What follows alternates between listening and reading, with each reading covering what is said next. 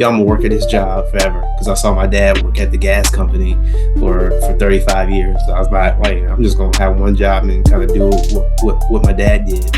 And I made a mistake. I took a promotion that I knew I didn't like because of the money that they were gonna pay. Better late than never, better late than never, forever hard to measure. I might see my future fall away, but you control time, so my future do what you say. Tell me a little bit. We'll go here before we dive into like some of the books, man. From you professionally, talk to us a little bit about like the healthcare industry. Me as a professional, as a career coach, I work in the education tech where I help adult professionals try to get into the field that are underemployed. And so there's always a using kind of, work experience that they don't feel is valuable to transfer to IT.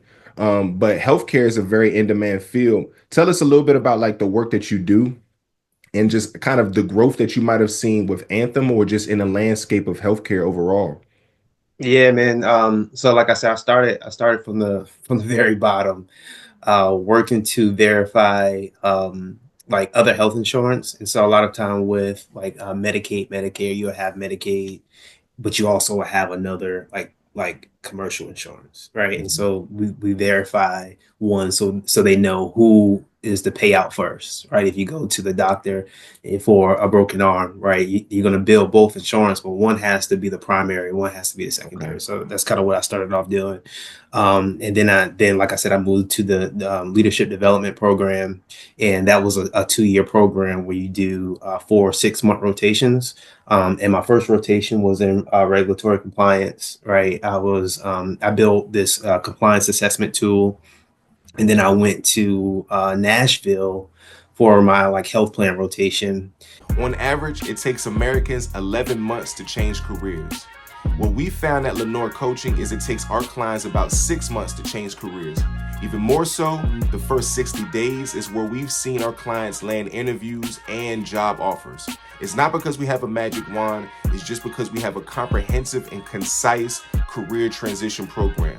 The 3 biggest reasons that we've seen folks struggle to change careers is because they don't actually know what they want, they don't know how to articulate their value to an organization, or they don't have an effective job search strategy.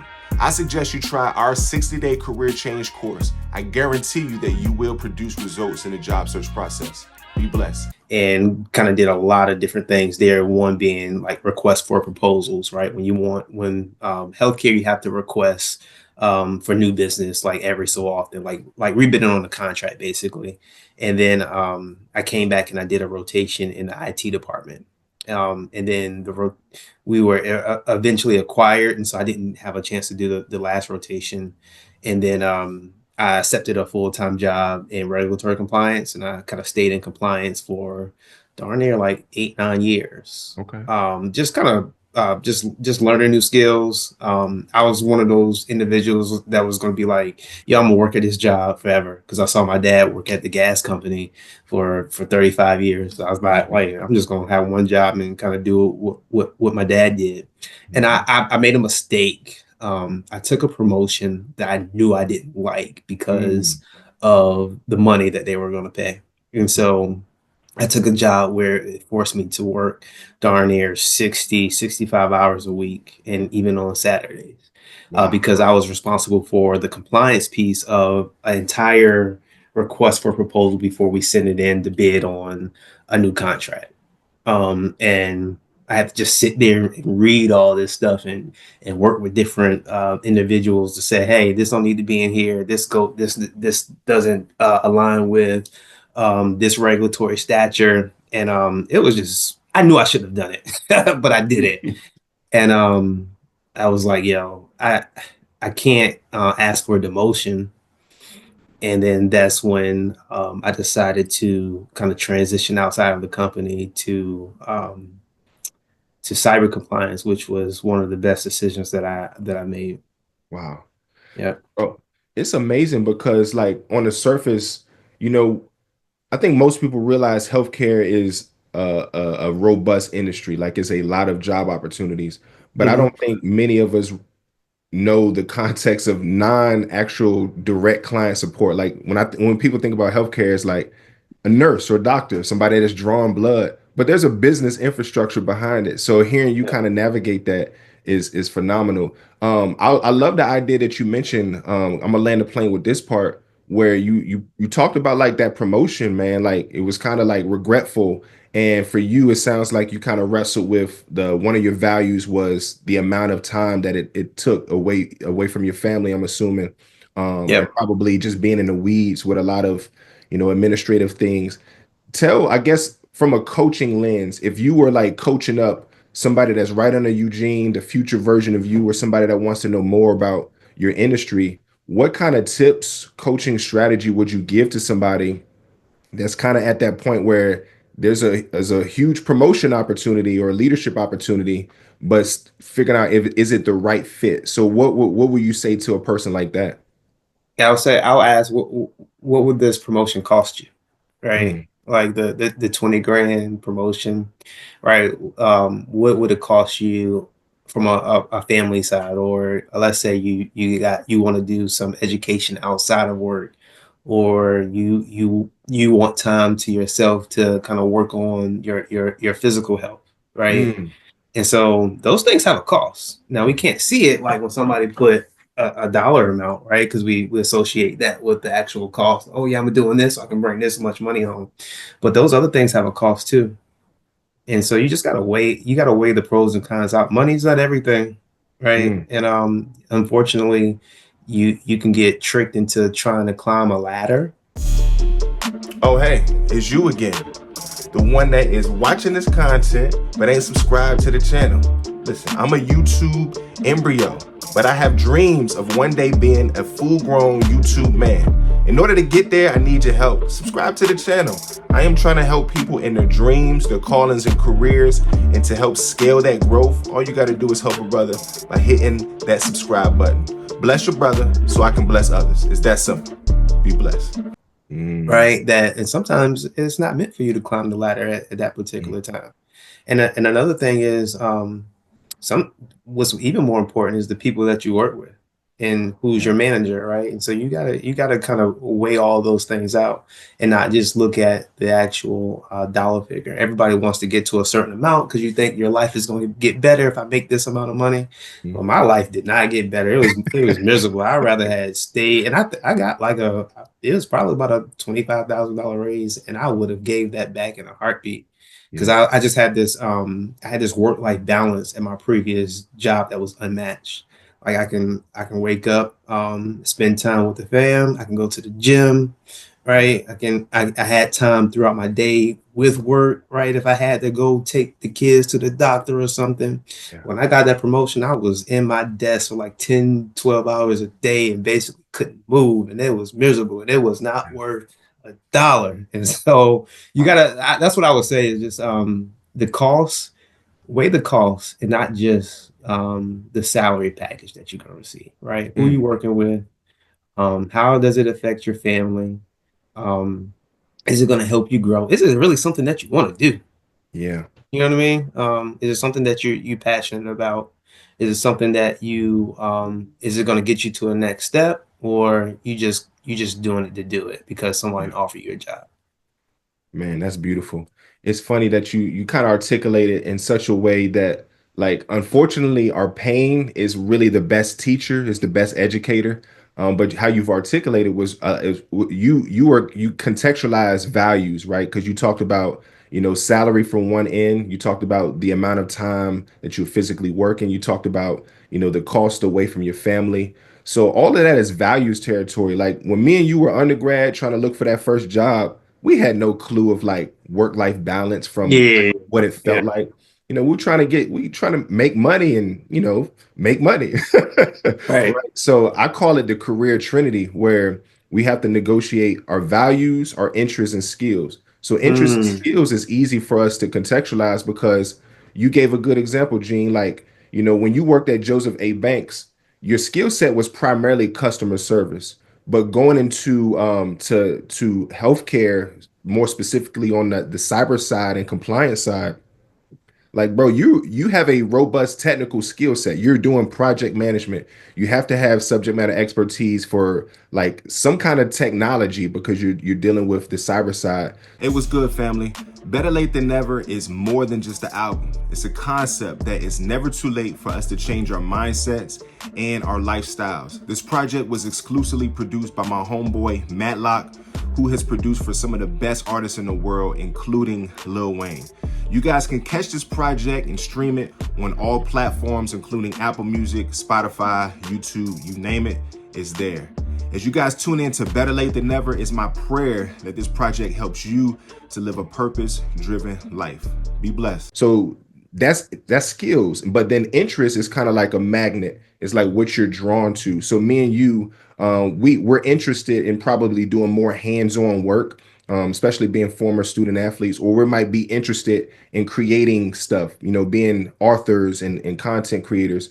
So that's interest territories, but values is really hard without like actually experiencing pain. So I think how you contextualize that in your own story is well said, man. So I appreciate that sharing. Yeah. So I want to get into these books, bro. Eugene, so first off, I'm not a big reader, believe it or not. So I've been blessed to publish 7 books, but I'm not naturally a person that just, oh, let me crack open a book. And secondly, when I do read, I'm more of a self-help type of guy. Yeah. Like, give me a leadership book. Give me something like I'm about to actually apply this joint. So sitting down reading like a fiction-based novel is not my first go-to. But I'm gonna keep it a buck with you, Gene. I bought these books probably. I bought them right when you published them. I didn't immediately read them. I just wanted to be supportive. But me and my wife went on a cruise. It was either last year, 2 years ago. I was like, let me bring my brother's books and crack the joint open. Yo, it was a 7-week cruise. I was done with these books in probably like maybe a day and a half. I'm talking about all 3 of them. Like I was glued to them, like glued to it. So I want you to tell me a little bit about like your motivation behind like one writing the athlete student. Tell me a little bit about like I guess your heart, like who is the audience for, what motivated you. Just, Yeah. just talk a little bit about the book, bro. The book. And cut me off if I'm long-winded because this is a bit of a long kind of story. But a friend of mine who I met at Anthem, one of my best friends, and he always coming to me trying to push me to develop, right? Whether it's personally, financially, physically, mentally, spiritually.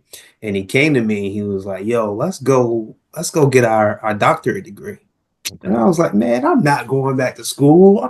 I'm done with that. He was like, no, the company will pay for this amount of it. Let's just go and do it. And I was still like, no. And then he was like, yo, you can get your current student loans deferred because I went back to get my master's degree. And I was like, well, I'm tired of paying these student loans. So I went back.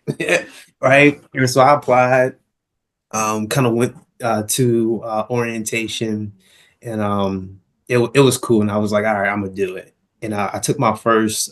It was in my doctorate is in strategic leadership. I took my like introduction to leadership course, one of the first courses, and I remember writing. It had to be like a 7-8 page paper, and I turned it in, got the feedback from my professor, and she put this note on it, and she was like, "Man, I think you are like a really good writer." And I don't remember anyone telling me I was good at anything besides sports. You know what I mean? And this light bulb went off in my head, and she thinks I'm a good writer. Let me write about something that I want to write about. And I just took it, man, and I started writing in my spare time. And then I was like, I got this idea. I want to write a fictional novel about this young kid who aspires to play professionally, right? But no one ever tells us the ups and downs that come with it. The challenges, the peer pressure. It was good, family. God has called me to help people to align and maximize their calling with their purpose. And one of the ways that I do that is through writing. My first book is called Purpose Driven Work, which focuses on helping people to get unstuck in their dreams, callings, and their careers. My second book is Purpose Driven Coaching, which really focuses on helping educators, leaders, and workforce development professionals to use coaching to make an impact on individuals' lives. And then lastly, my most recent book is called On Purpose Leadership, which I wrote with my homeboy Vad Lee, which focuses on cultivating leadership for teams and organizations. You guys can purchase any one of my books on Amazon. Y'all be blessed out here, man. Things that happen on a college campus, the family pressure. Like I said, the things that happen on a college campus, like the parties, girls, the alcohol, the pressure from teammates, coaches, trying to manage both being a student and an athlete, right?